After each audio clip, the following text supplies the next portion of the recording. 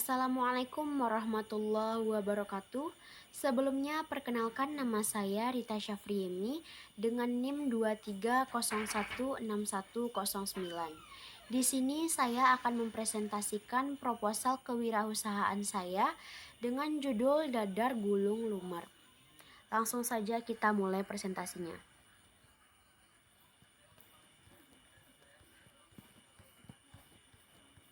Baik, langsung saja kita masuk kepada bagian pendahuluan, yaitu latar belakangnya. Jadi, kue dadar gulung ini adalah kue tradisional yang sudah tidak jarang lagi ditemukan oleh orang di pasaran. Asal mula dadar gulung ini berawal dari orang Romawi yang mengenalnya dengan sebutan pancake. Nah, di Indonesia juga ada makanan seperti ini dan dinamakan dengan dadar gulung. Dadar gulung salah satu jajanan tradisional yang mudah dibuat dan memiliki rasa legit dan lezat. Kue ini di Indonesia adalah kue khas Bandung yang bentuknya bulat memanjang dan berisi parutan kelapa yang dicampur dengan gula merah. Harganya yang murah membuat jajanan tradisional ini menjadi favorit banyak orang dan sering disajikan dalam berbagai macam acara. Saya memilih jajanan ini agar kue khas Bandung ini tidak hilang begitu saja di kalangan masyarakat. Karena peminatnya yang juga cukup lumayan tinggi, jajanan ini kemungkinan di bidang jajanan ini akan membuat hasil yang cukup baik. Tentu usaha ini harus dilakukan dengan sangat hati-hati dan penuh pertimbangan, mengingat banyaknya pesaing di pasaran. Nah, kemudian kita masuk kepada bagian visi, misi, dan tujuan. Yang pertama, visi, yaitu mengajukan bisnis di bidang kuliner atau jajanan khas daerah dan lebih mencintai kuliner Indonesia. Yang kedua, mewujudkan makanan tradisional khas Indonesia agar mampu mencapai ke pasar internasional atau dunia. Yang ketiga, meningkatkan keunggulan produk agar konsumen dan pelanggan semakin bertambah. Yang keempat, menguasai pasar secara nyata maupun secara online. Kemudian misinya, yang pertama mencari inovasi-inovasi yang baru untuk produk guna meningkatkan keunggulan produk. Yang kedua, mencari peluang-peluang tempat pemasaran baik secara offline maupun online. Yang ketiga, melakukan promosi produk dengan baik agar minat konsumen semakin tinggi. Yang keempat, melihat selera masing-masing konsumen untuk dijadikan inovasi produk. Nah, kemudian kita masuk kepada tujuannya. Nah, tujuannya di sini untuk mengembangkan usaha menjadi lebih baik dan lebih maju, untuk melancarkan usaha tanpa adanya kendala yang berkepanjangan, membuat konsumen lebih menyukai jajanan dalam negeri dibandingkan jajanan luar negeri. Nah, kemudian analisis SWOT. Yang pertama itu kekuatan. Kekuatannya yaitu modal terjangkau, harga terjangkau, mudah didapat, memakai bahan alami, tidak memakai pengawet. Yang kedua, kelemahannya tidak tahan lama, terlalu manis, dan mudah disemutin. Yang ketiga itu kesempatan.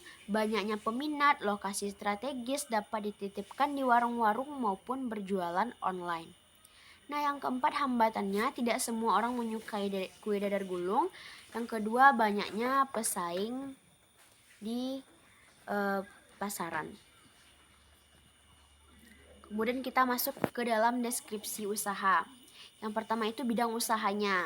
Bidang usahanya ini bergerak di bidang kuliner, khususnya pada jajanan tradisional yang dikenal oleh banyak orang, yaitu dadar gulung.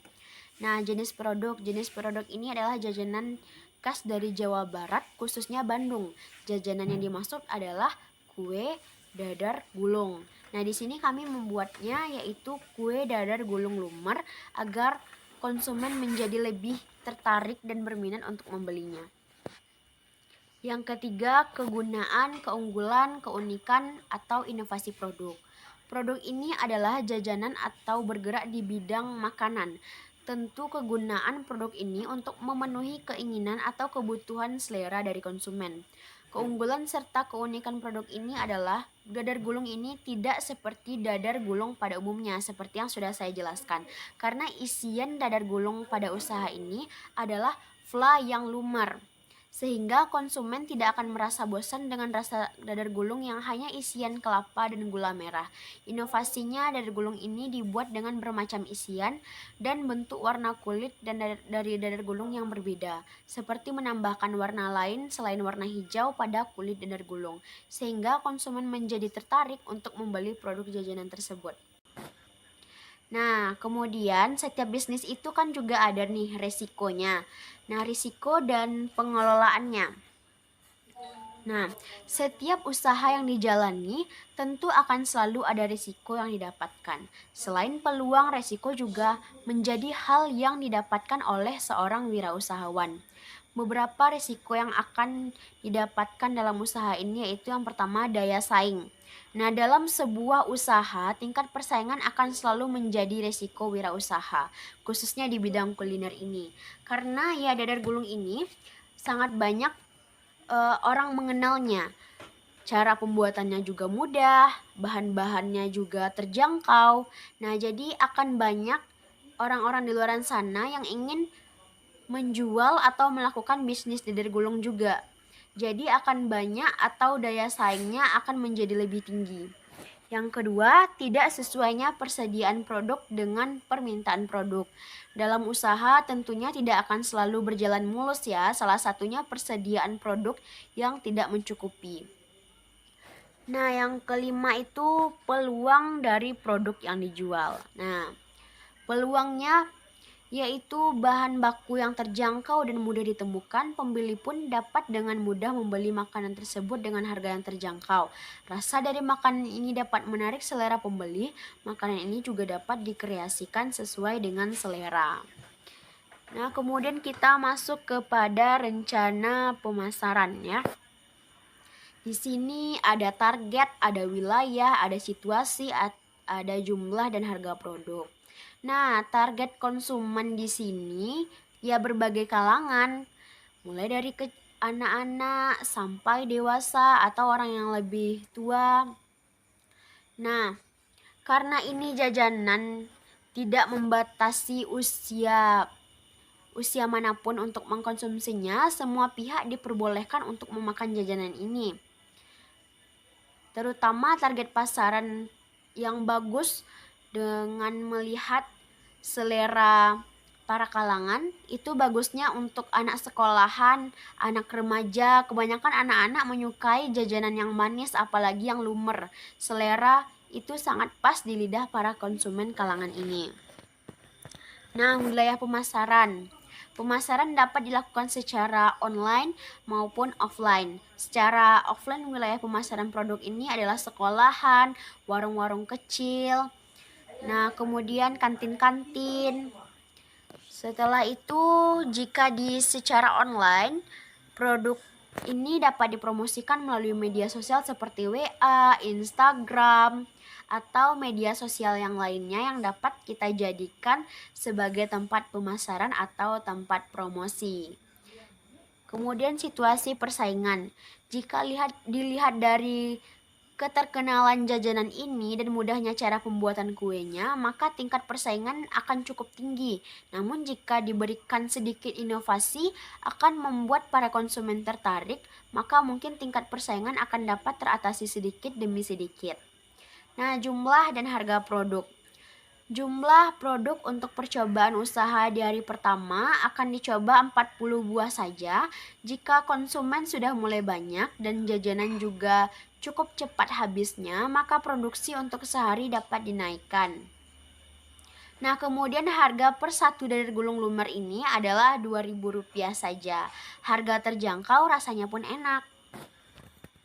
Kemudian rencana produksi. Yang pertama itu ketersediaan bahan baku. Jika dilihat dari bahan-bahan baku utamanya, ketersediaannya cukup baik di pasaran, maka permintaan konsumen mungkin akan cukup terpenuhi sesuai dengan kelancaran bahan baku. Yang kedua itu ketersediaan alat atau teknologi. Dalam pembuatan dadar gulung lumer ini, alat yang digunakan hanyalah alat-alat dapur pada umumnya. Jadi ketersediaan alat pembuatan dadar gulung lumer ini sudah dipastikan ada. Nah, yang ketiga itu proses produksi. Yang pertama itu bahannya ada telur, gula, tepung terigu, air, pewarna makanan sesuai selera. Khusus untuk bisnis ini kami menggunakan pewarna coklat. Kemudian Mayfla sebagai isiannya. Kemudian proses pembuatannya. Pertama itu menyiapkan wadah untuk mengaduk bahan, kemudian masukkan telur dan gula yang telah disiapkan, kemudian dikocok sampai halus.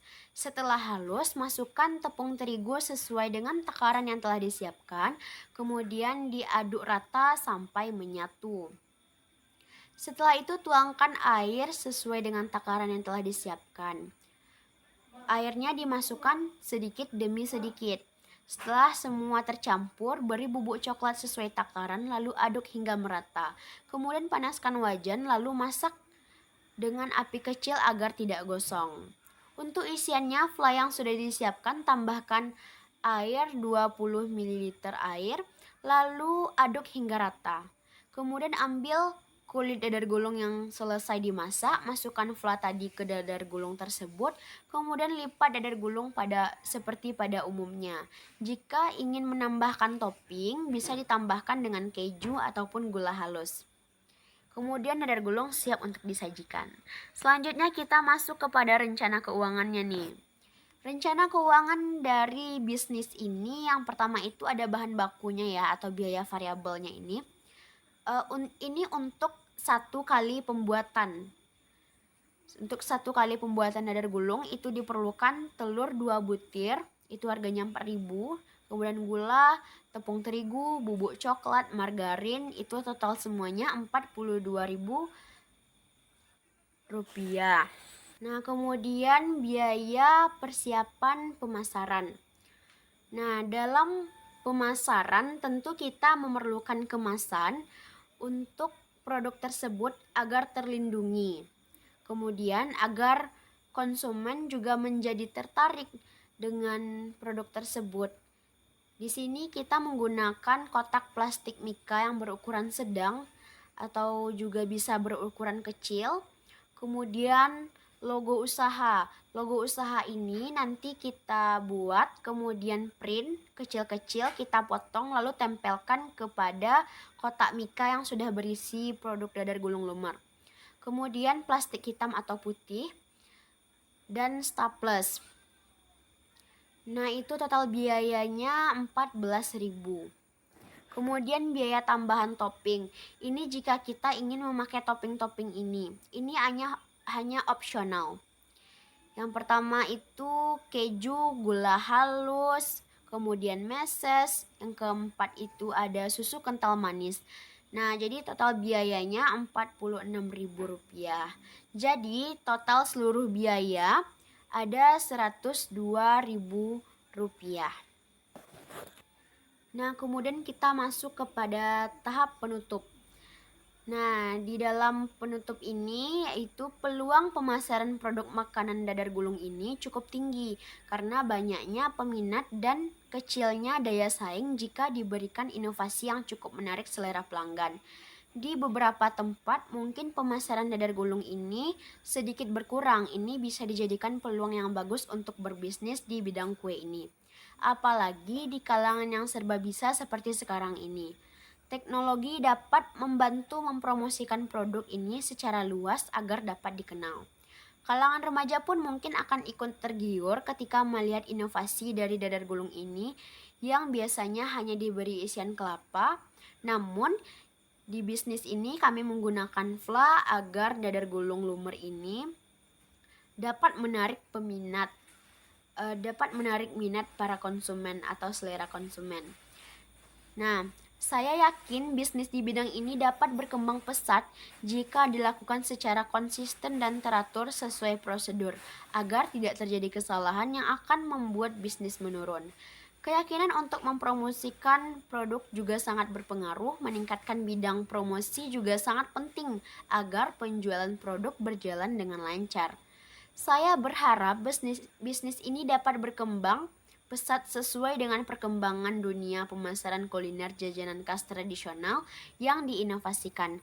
Target utama konsumen kita dalam produk ini adalah anak-anak, remaja, dewasa, itu yang lebih utama.